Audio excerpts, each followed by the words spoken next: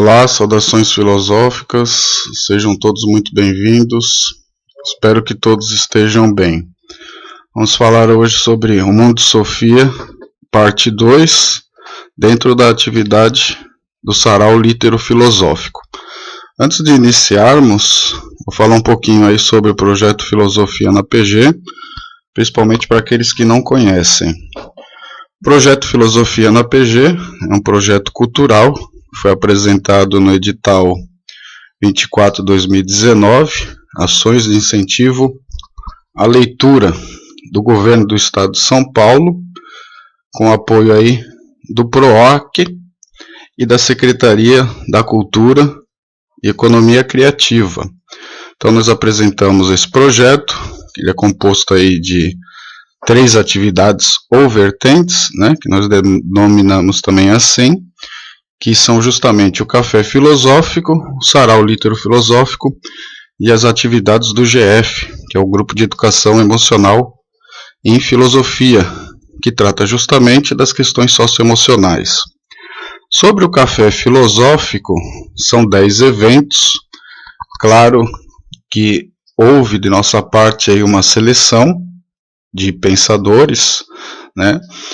De acordo com esses 10 pensadores que terão que ser apresentados, alguns deles nós já apresentamos, vamos para o 6º no mês que vem.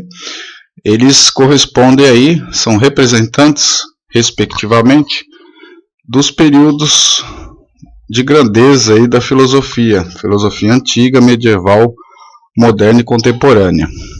Nós já tratamos de Pitágoras, que é o representante aí dos pré-socráticos, da filosofia antiga.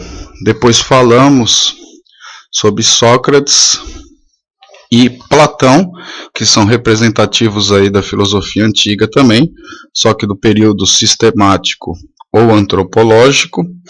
Depois iniciamos a filosofia da Idade Média e o representante, né, foi Santo Agostinho. E este mês trouxemos Baruch Spinoza da filosofia moderna.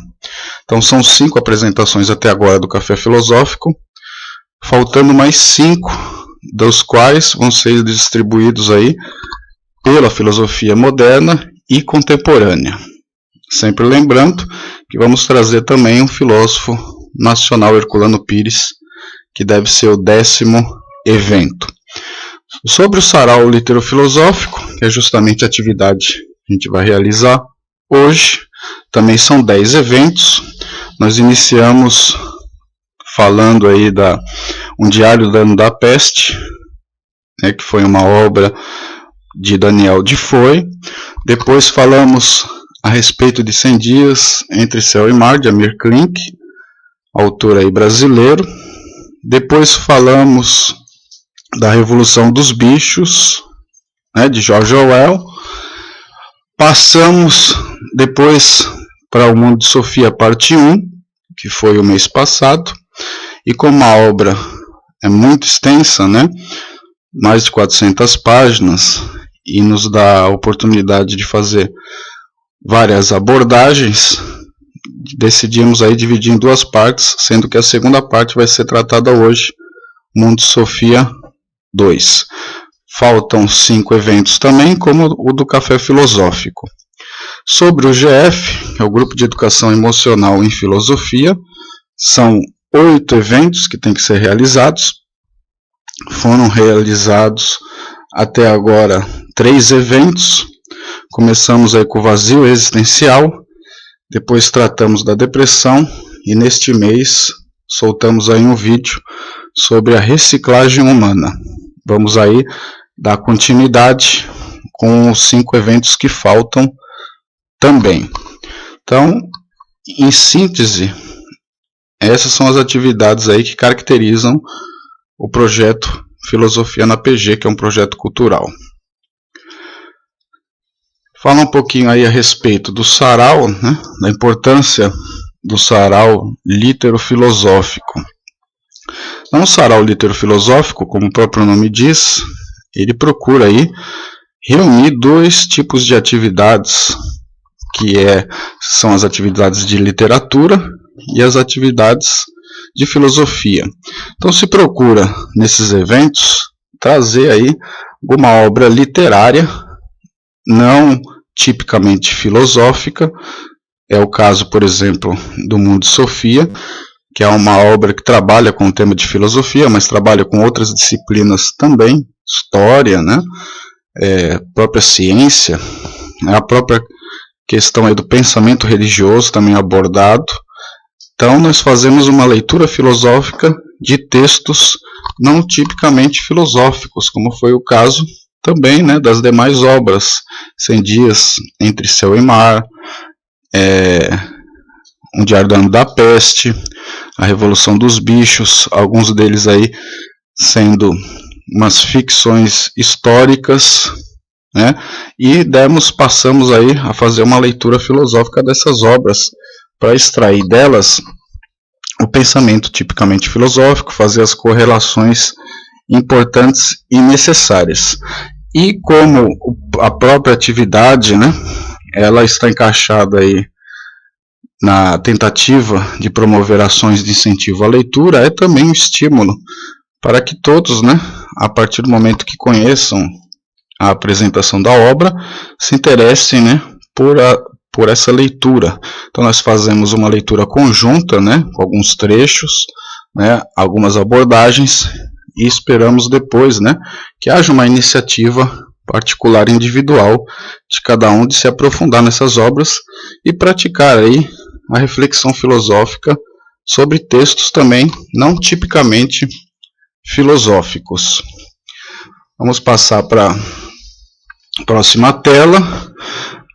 Vemos aí o livro que foi um best-seller, O Mundo de Sofia, mais de 1 milhão de exemplares vendidos no Brasil, né? Como eu disse, nós vamos tratar hoje da segunda parte. Na primeira parte nós fizemos uma abordagem, né, tratando mais especificamente da postura tipicamente filosófica. Vamos relembrar, né, a questão aí do estranhamento, questão do questionamento e das respostas filosóficas. Então essas 3 etapas, elas consistem justamente na experiência filosófica.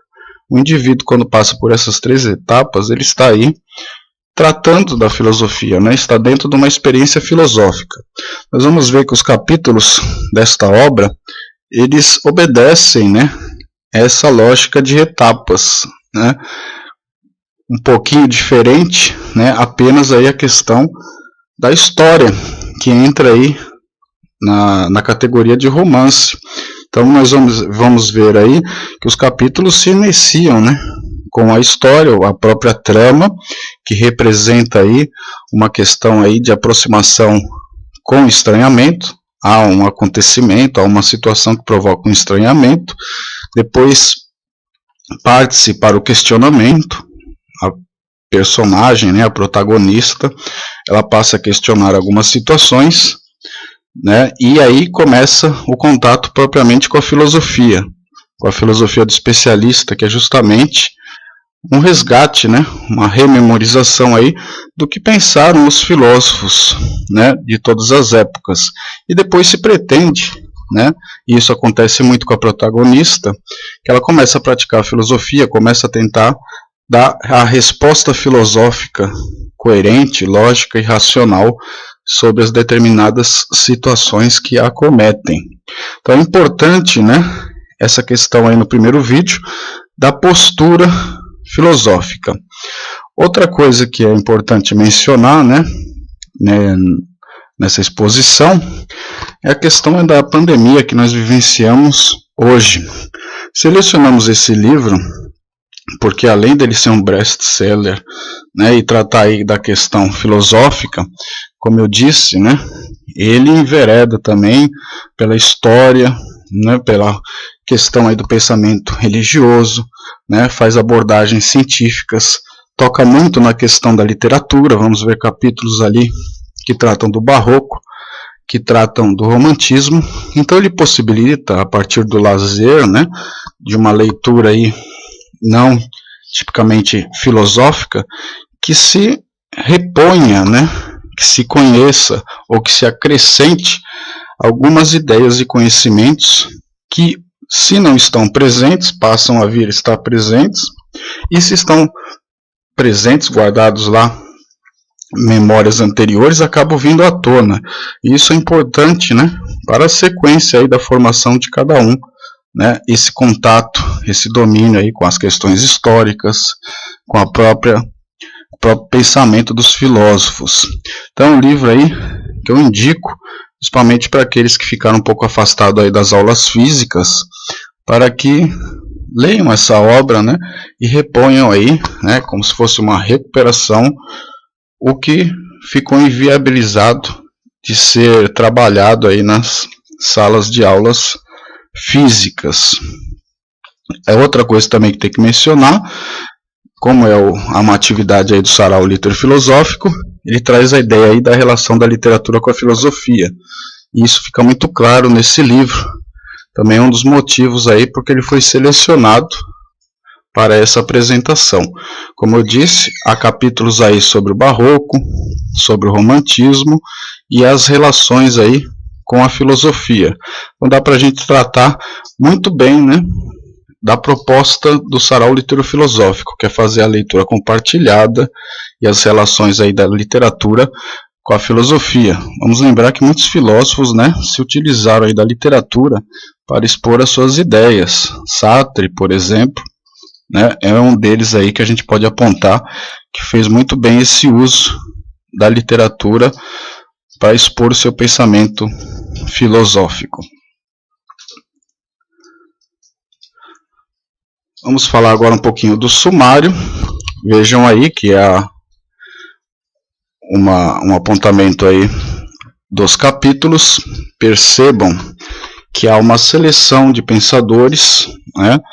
Essa é uma situação que todo escritor, né, todo filósofo, ou todo aquele que pretende aí fazer uma abordagem da história da filosofia, ele tem que ter um critério de seleção, né? Porque são muitos pensadores, né, muitas abordagens, então ele tem que ter uma finalidade. Posso dizer, né, que eu, por exemplo, quando fiz a seleção dos filósofos que seriam os representantes aí dos períodos históricos da filosofia, eu tive como critério lá no final, né, a questão aí da serenidade. Então todos esses filósofos que eu venho apresentando, Pitágoras, Sócrates, Platão, Santo Agostinho, né, e Baruch Spinoza, que foram até agora os que foram apresentados, eles seguem essa lógica, né, de chegar lá no final e ser aí uma aproximação para a questão da serenidade, que vai ser abordada lá no 10º evento. Vemos que o Joyce Tengarden, que é o escritor aí de O Mundo de Sofia, ele também teve um critério para fazer esse tipo de seleção.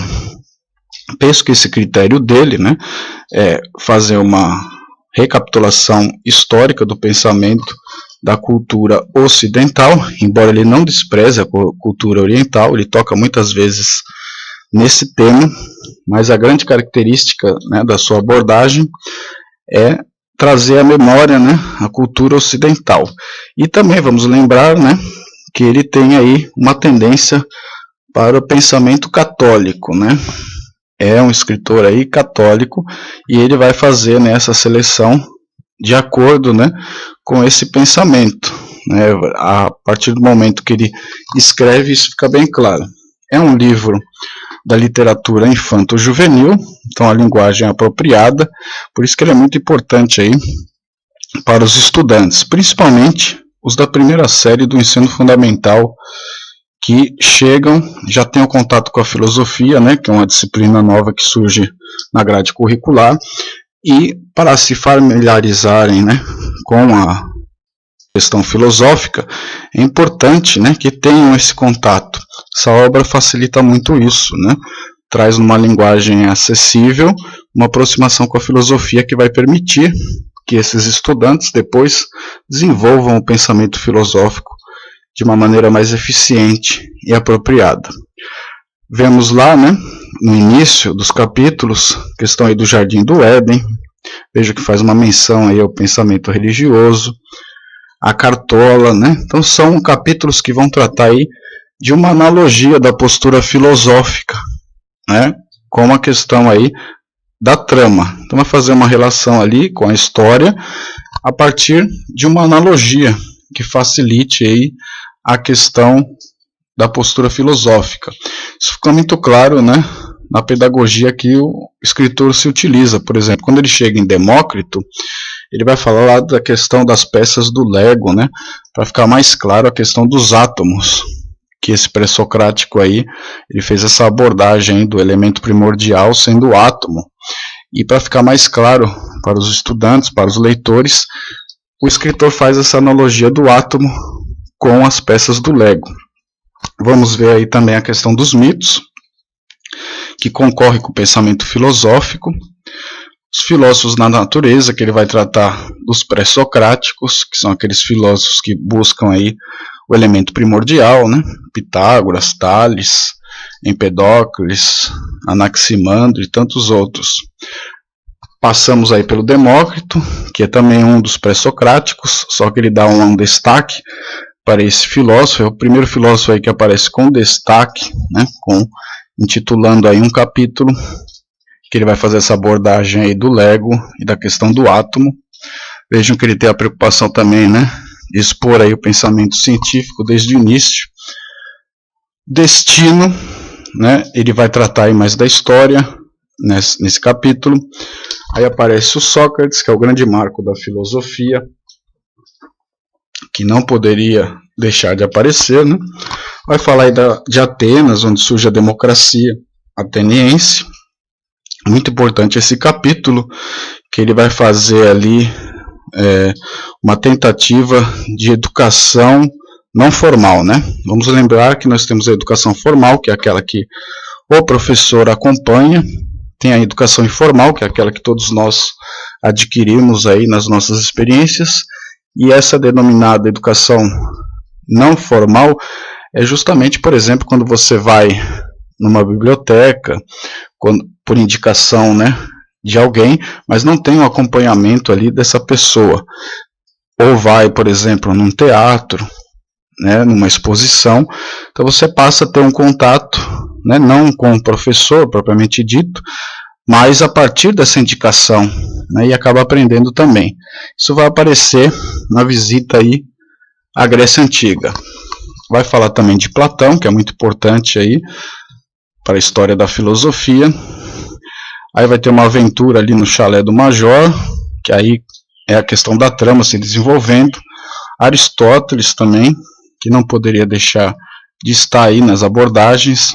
Questão da cultura do helenismo, né, que é muito importante aí para a filosofia, em que há uma fusão aí da cultura oriental, né, com a cultura grega.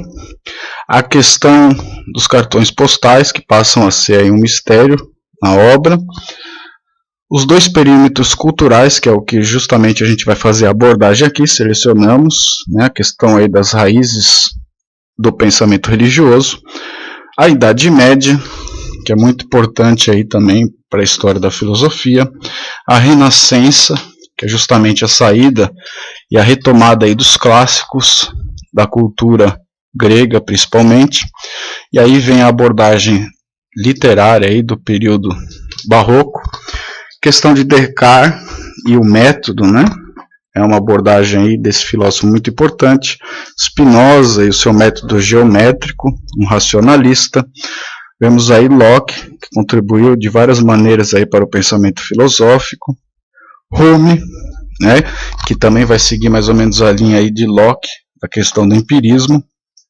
Berkeley, aí aparece, né, Bidger-Kelly, que ele vai fazer uma abordagem aí da história, da cultura aí do seu povo, né? Ele vai fazer essa abordagem. Veja aí que há uma abertura, né, também da parte dele para essa questão da própria cultura norueguesa, né, da própria história da Noruega. O Iluminismo, né, que é um período filosófico muito importante. Kant, que vai propor ali, né, uma junção entre o racionalismo e o empirismo, com as suas críticas da razão. O período aí literário do romantismo, que também contribui para a formação humanística do ser humano. Hegel, idealismo. Kierkegaard, vai tratar da liberdade. É também aí um existencialista, vai tratar dessa questão. Marx, questão aí do materialismo histórico, né? Pensador aí socialista, que faz ali a dialética, né? Vai trabalhar muito essa questão da dialética, que aparece em O Esquema em Hegel. Darwin, evolução das espécies. Freud, a questão da psicanálise, aí, é também um crítico da razão, né, juntamente com Marx, vão fazer essa crítica, né, Marx, Kant e Freud são os críticos aí da razão. E aí passamos para 4 capítulos, né, que vão tratar aí mais basicamente da história e das reflexões finais, que é o Nosso Próprio Tempo, A Festa no Jardim, O Contraponto e A Grande Explosão. Então está organizado assim a obra aí, O Mundo de Sofia. É importante, né, essa leitura, porque dá um panorama geral aí da história do pensamento filosófico. Sobre a estrutura, nós vamos ver os capítulos, como tivemos ocasião de abordar os títulos agora há pouco. Então, a estrutura está organizada em capítulos, no qual se inicia com o desenvolvimento da trama, da própria história, do romance, e aí toca-se na história da filosofia e no pensamento filosófico. É como se fosse uma aula, né?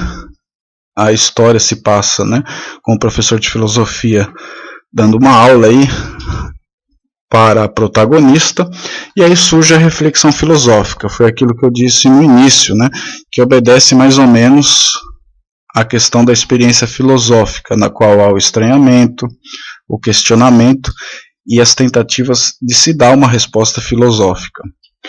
Coloquei aqui embaixo a questão aí do academicismo, né, que é muito importante.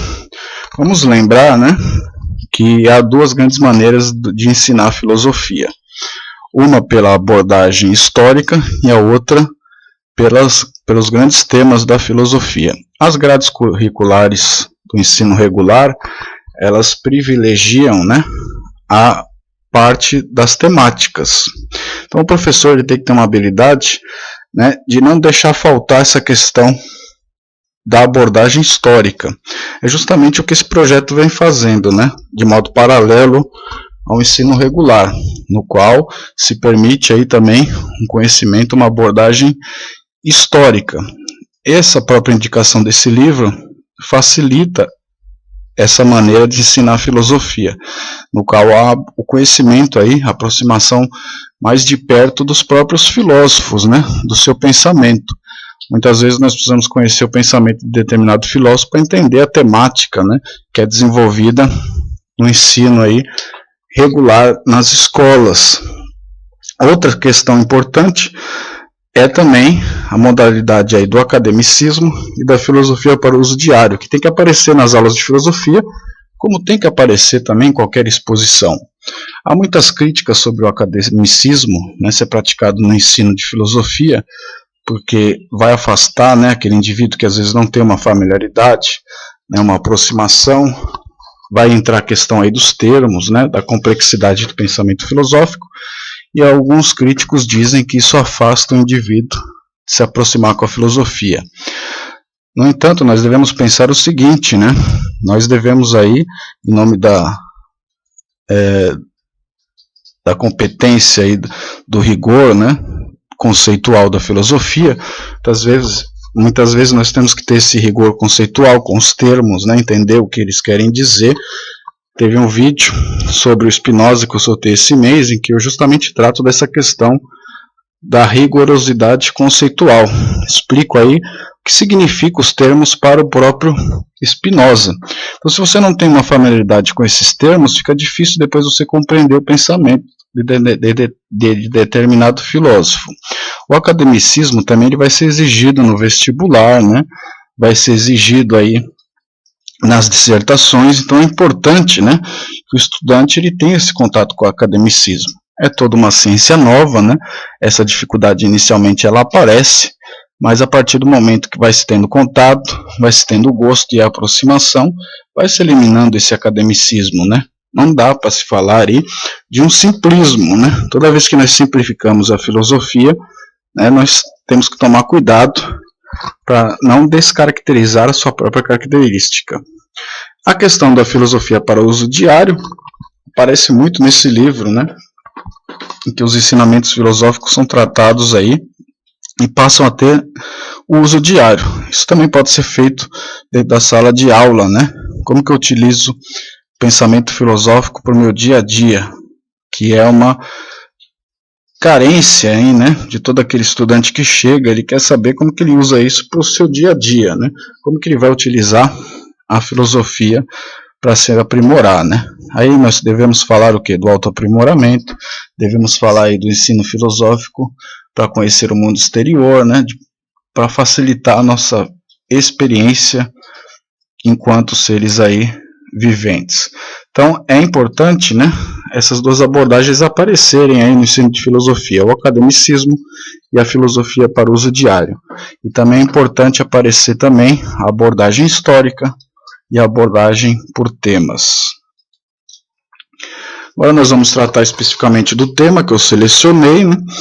Tive o cuidado também, né, de não fazer o spoiler, né, como se falam, né, para justamente tentar aproximar, né, e deixar que o próprio indivíduo ele tenha esse estímulo de buscar a obra e conhecer ela mais de perto. Então eu selecionei aí, tive a preocupação de selecionar um capítulo que pode ser aí abordado de várias maneiras. Então a gente vai tratar aqui da própria cultura, do pensamento filosófico, do próprio pensamento religioso, né, da própria história. Então são múltiplas abordagens quando eu selecionei esse tema. Então o capítulo chama aí Dois Perímetros Culturais, ele trata justamente das raízes que o pensamento histórico tem para a cultura, tanto ocidental como oriental. E aí tem uma observação, né, que o escritor coloca, só assim você evitará ficar flutuando no vácuo. Então é importante a reflexão a respeito desses textos, né, desse pensamento, para compreendermos depois algumas críticas que vão surgir, que eu vou comentar aí no final da exposição.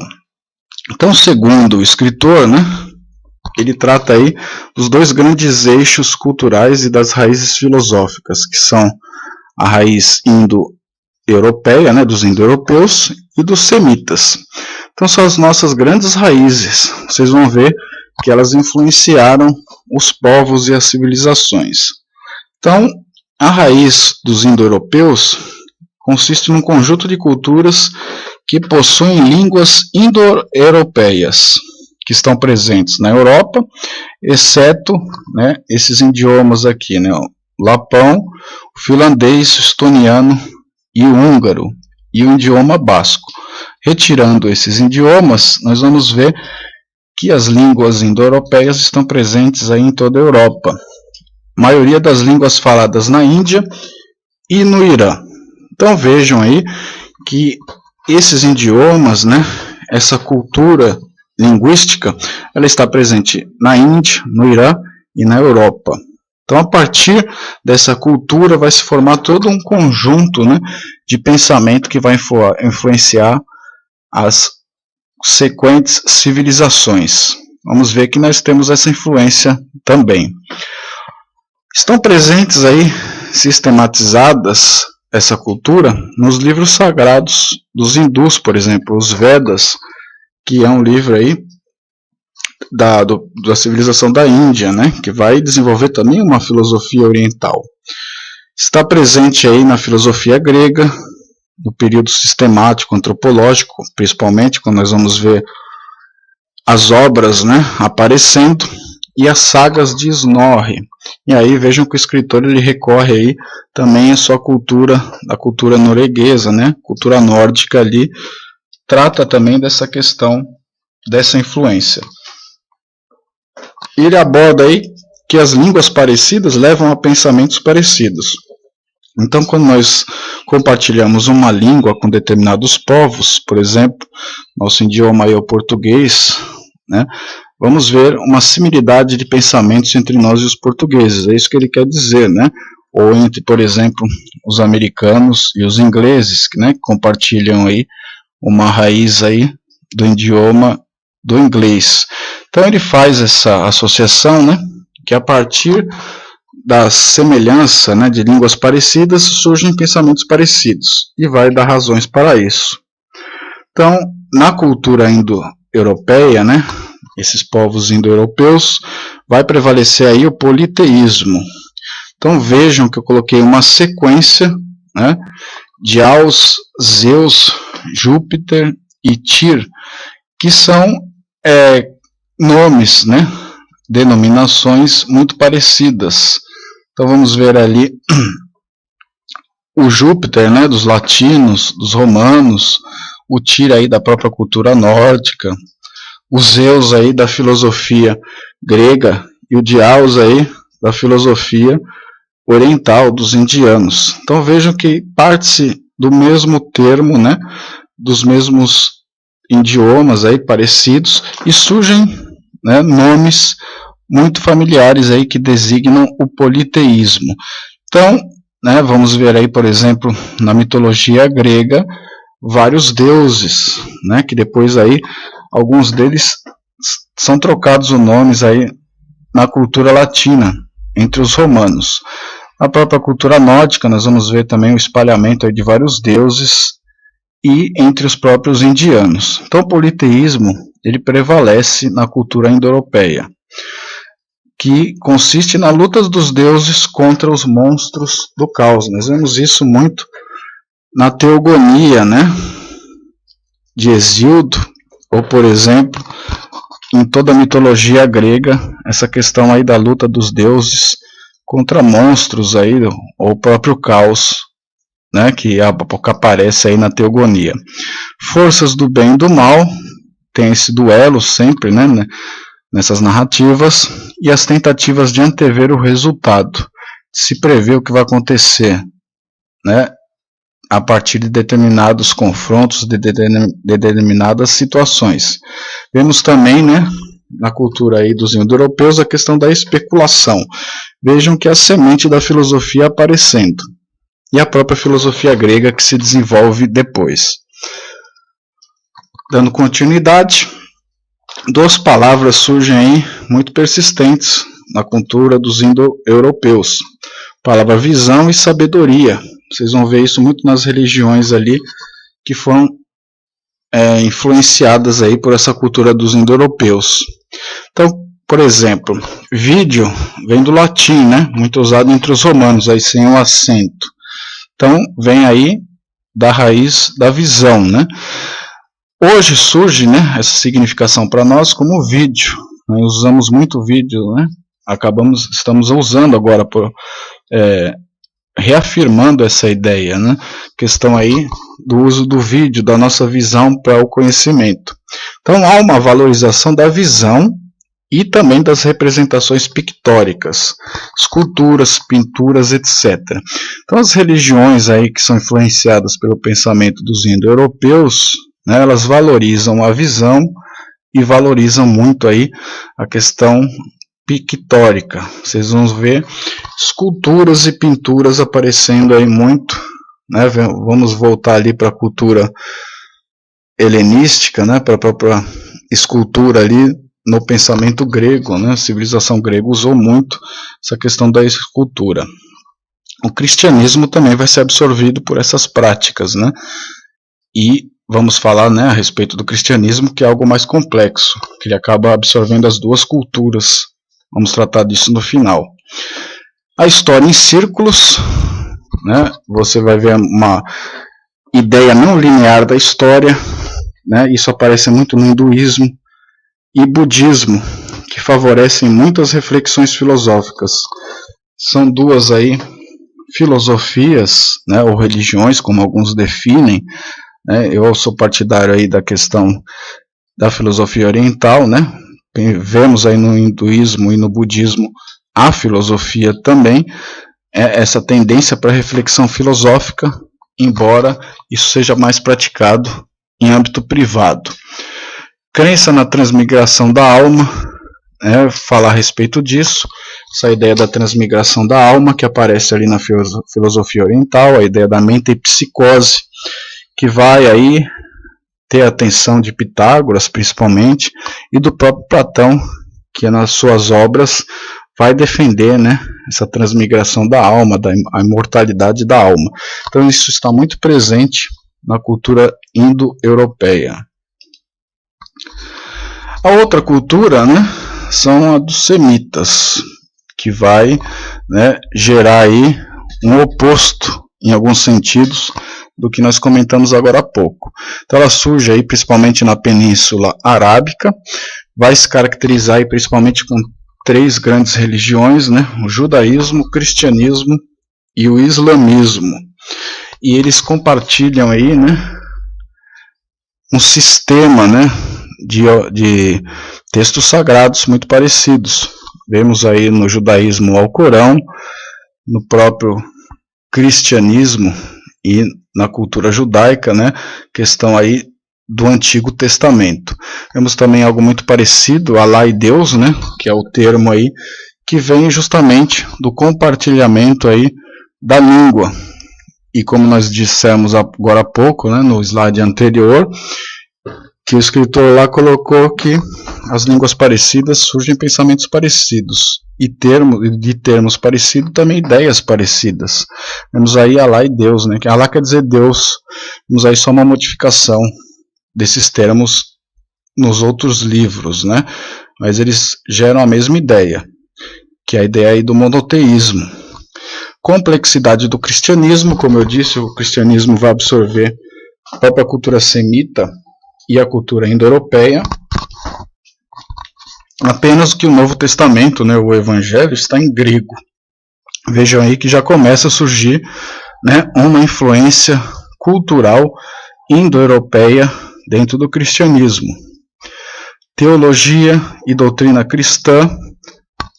Aí eu trato aí da questão dos idiomas, né, que vai aparecer no cristianismo, o idioma grego, no Novo Testamento. O latim e a filosofia do helenismo também estão presentes aí no cristianismo. Então nós vamos ver, né, no Império Romano o cristianismo sendo disseminado, né, se expandindo, e a questão da filosofia do helenismo, né, a cultura grega aí vai ter uma relação também com o cristianismo.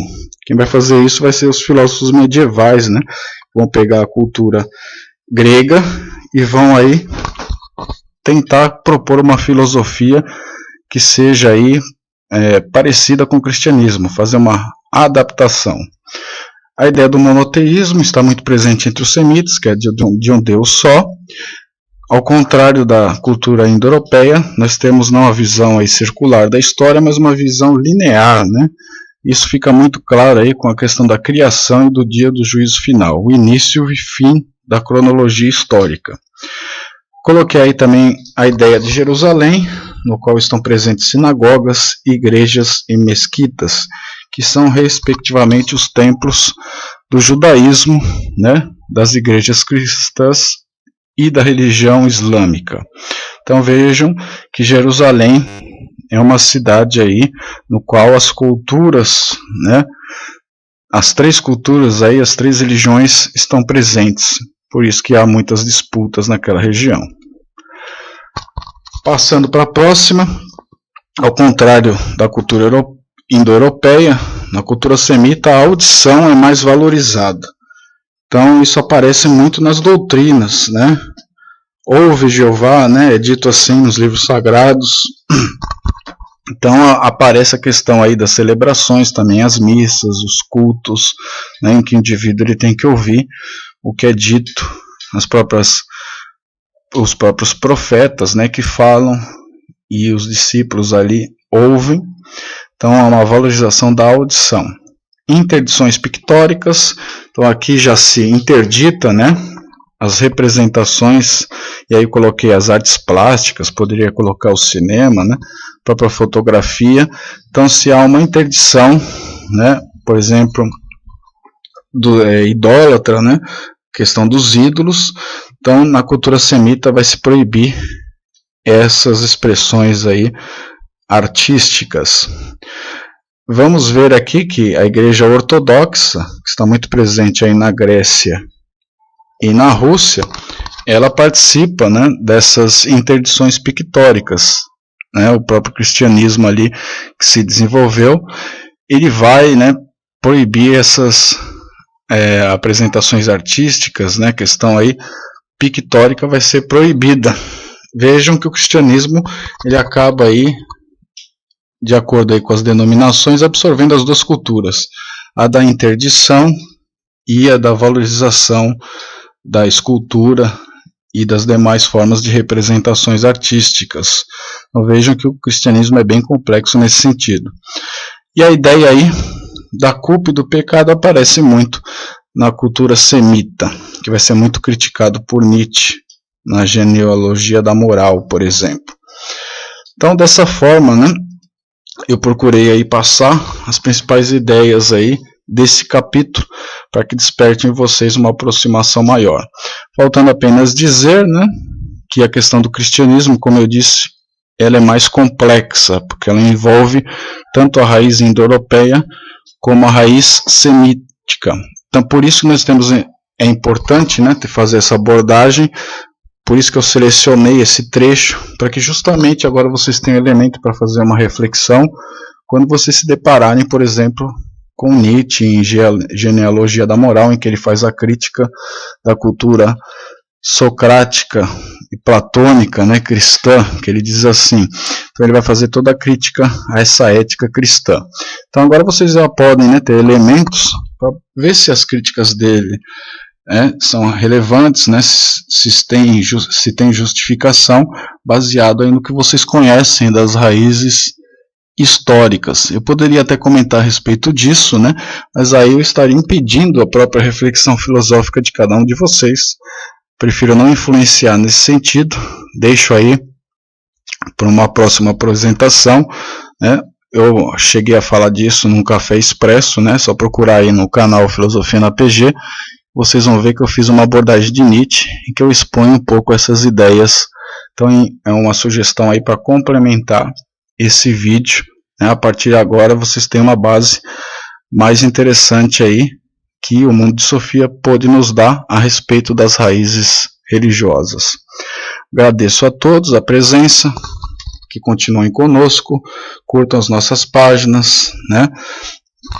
Participem aí das nossas redes sociais, curtam os vídeos, compartilhem, né, se inscrevam no canal e nos acompanhem, que ainda temos muitas atividades aí pela frente. Até a próxima.